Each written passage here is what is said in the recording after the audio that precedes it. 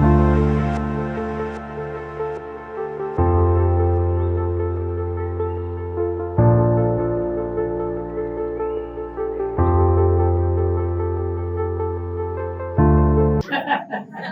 నమస్కారం. ముందుగా అందరికీ అంతర్జాతీయ మహిళా దినోత్సవ శుభాకాంక్షలు. ఈ కార్యక్రమానికి నన్ను ఇన్వైట్ చేసినందుకు డాక్టర్ చీమా శ్రీనివాస్ గారికి ధన్యవాదాలు. నేను ఒక డాక్టర్ని, గత 18 సంవత్సరాలుగా ప్రభుత్వ ఉద్యోగంలో ఉన్నా.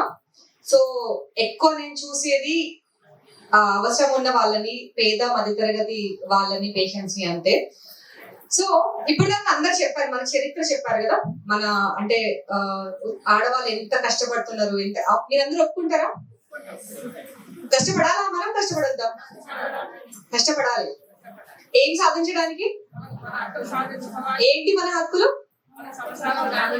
మన హక్కులు ఏంటి? ఇప్పుడు మనకి ఏమేమి హక్కులు లేవు? మనకి హక్కులు ఏమైనా లేవా? ఆడవాళ్ళు ఉద్యోగాలు చేయలేదా ఇంతకాలంగా?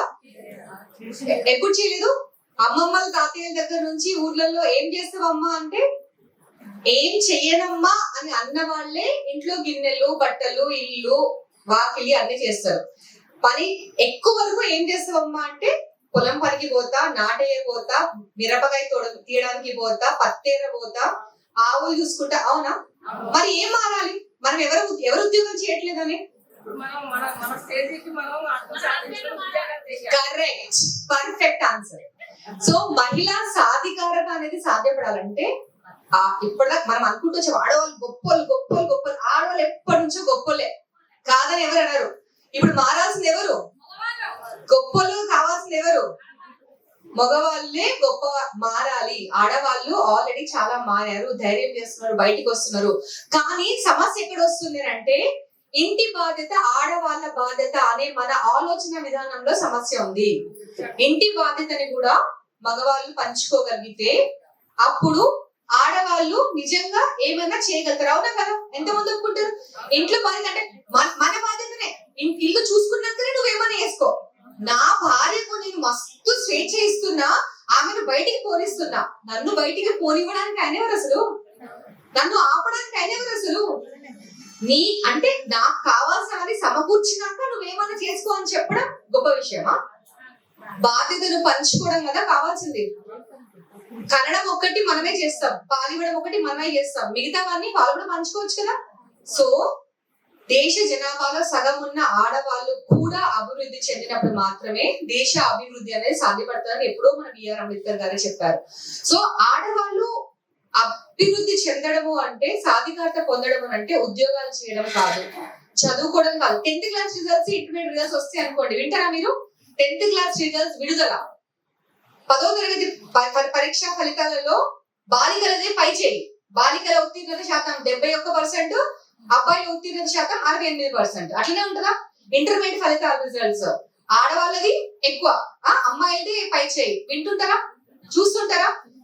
సో అవకాశం ఉన్న ప్రతి చోట మహిళలు వాళ్ళ గొప్పతనాన్ని, వాళ్ళ కష్టాన్ని, వాళ్ళ జ్ఞానాన్ని చూపిస్తున్నారు. ప్రతి చోట రానిచ్చిన ప్రతి చోట రాణిస్తున్నారు ఆడవాళ్ళు. కానీ మనం రానివ్వడంలోనే వేరే వాళ్ళు రానివ్వాలని మనం ఎదురు చూడటమే సమస్య. అవునా కదా? సో కానీ ఉద్యోగం చేస్తున్న వాళ్ళు ఎంతమంది ఆడవాళ్ళు ఉన్నారు అని అంటే, కేవలం 40% చదువుకున్న వాళ్ళు మాత్రమే ఉద్యోగాలు చేస్తున్నారు.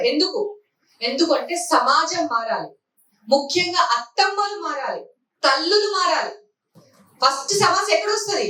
అమ్మో అమ్మో అమ్మో బిడ్డ, నీ ఆయన కోపం తెప్పించొద్దు బిడ్డ, నువ్వు ఆయనకు కావాల్సినవన్నీ చూసుకున్నాక మళ్ళీ ఏమైనా చేసుకో.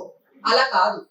మారవలసింది first of all previous generation మారాలి, తర్వాత ప్యారలల్ గా ఉంటున్న మగవాళ్ళు మారాలి. ఆడవాళ్ళని, ఒంటరి మహిళ ఎక్కడైనా కనిపిస్తే నాకేదో ఛాన్స్ దొరికింది, అవకాశం దొరికింది అనుకోకుండా బాధ్యతగా ఫీల్ అవ్వాలి. ఆ మహిళ క్షేమంగా ఇల్లు చేరేలా చూడాల్సిన బాధ్యత నాది కూడా. ఆమె కూడా మా ఇంట్లో వాళ్ళలాగా, మా అక్క చెల్లెలాగా, అమ్మ పిన్ని లాగా అనే బాధ్యత మగవాళ్ళలో మారాలి, ఆడవాళ్ళలో కాదు. సో అది మార్చాల్సింది ఎవరు? మగ పిల్లల్ని కన్నా తల్లులే కదా. అక్కడ కూడా మళ్ళీ మహిళలే.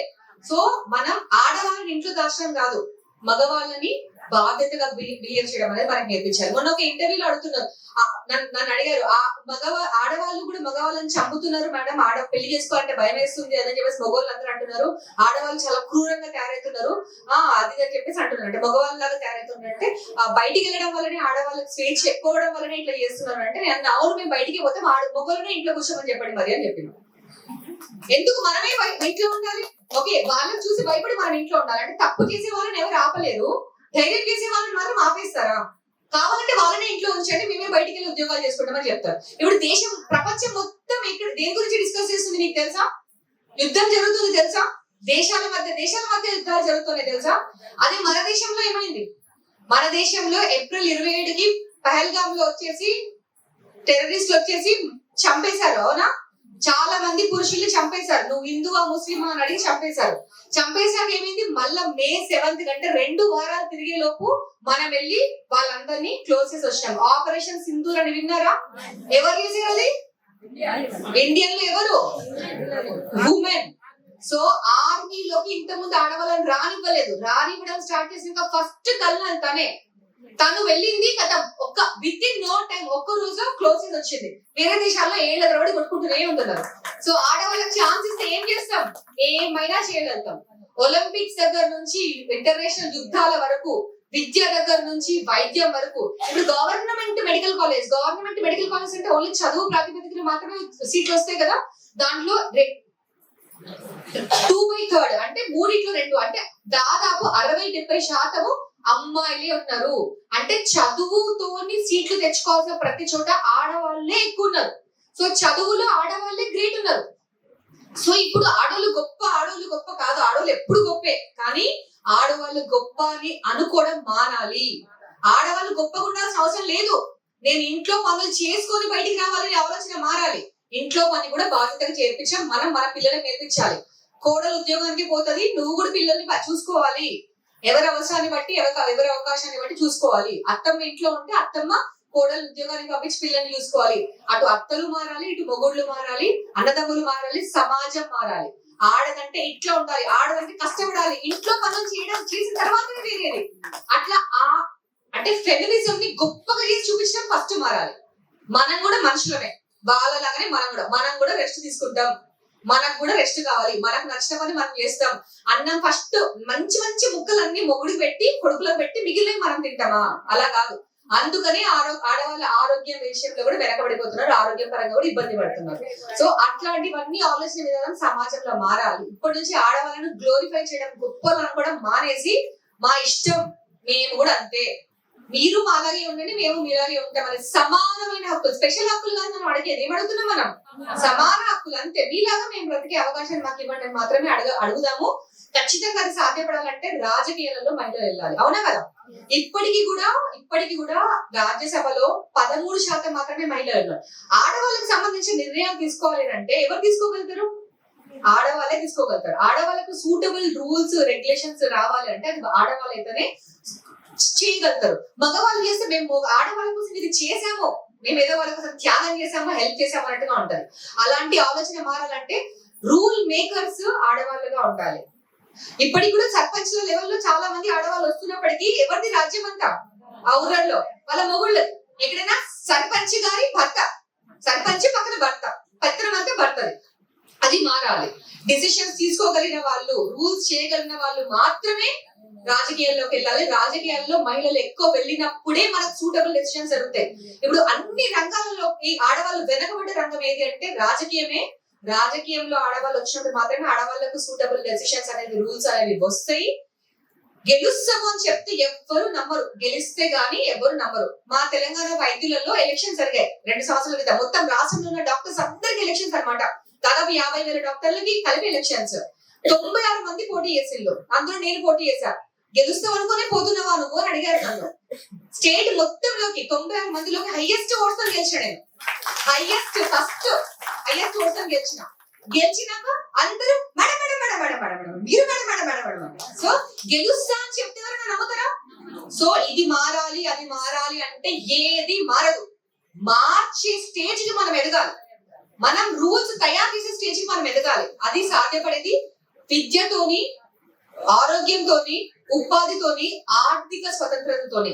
సో ఇంతకుముందు కూడా చేశారు, ఉద్యోగాలు చేశారు, ఏదో ఒక చిన్న పని పెట్టి పని చేశారు. కానీ ఆ డబ్బులు ఖర్చు పెట్టి డెసిషన్స్ మన చేతిలో ఉండవు, సంపాదించి మొగుడికి ఇవ్వడం అంతే. సో మనకు కావాల్సిన ఏంటంటే డెసిషన్ మేకింగ్ అథారిటీ. అంటే నా పిల్లలు ఏం చదువుకోవాలి, నేను ఏం బట్టలు వేసుకోవాలి, ఏం వంట చేయాలి, సో ఫైనాన్షియల్ డబ్బులు వచ్చి సంపాదించే డబ్బులు ఎట్లా ఖర్చు పెట్టాలి అని నిర్ణయించి అధికారం ఆడవాళ్ళకి వచ్చినప్పుడు మాత్రమే మహిళా సాధికారత అనేది అనిపిస్తుంది. సో అది అవ్వాలంటే ఫస్ట్ మనం ఒకరి మీద ఆధారపడకూడదు. 10,000 ఉద్యోగం అయినా సరే, నెలకి 10,000 రాని 5,000 రాని చెయ్యండి, డబ్బులు కూడా పెట్టుకోండి. ఇంకా నేను ప్రతి ఒక్కరికి అదే చెప్తా. ఇంకా ఏమైనా సాఫ్ట్వేర్ ఉద్యోగాలు చేసే వాళ్ళైతే ఉద్యోగం దొరకట్లేదు, 10,000 ఉద్యోగం కోసం వెళ్ళాలంటే ఎట్లా మేడం, ఇంట్లో పని చేసుకుని వెళ్ళాలి మేడం అంటే 5,000 ఉద్యోగానికి పో, 1,000 రూపాయలు 1,000 ఇచ్చి పర్మనెంట్ పెట్టుకో.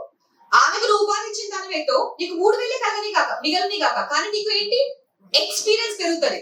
ఒక 2 సంవత్సరాలతో ఏం చేస్తున్నా, లాస్ట్ 2 సంవత్సరాల నుంచి ఉద్యోగం చేస్తున్నా నీకు కొంచెం వాల్యూ పెరుగుతుందా తగ్గుతుందా?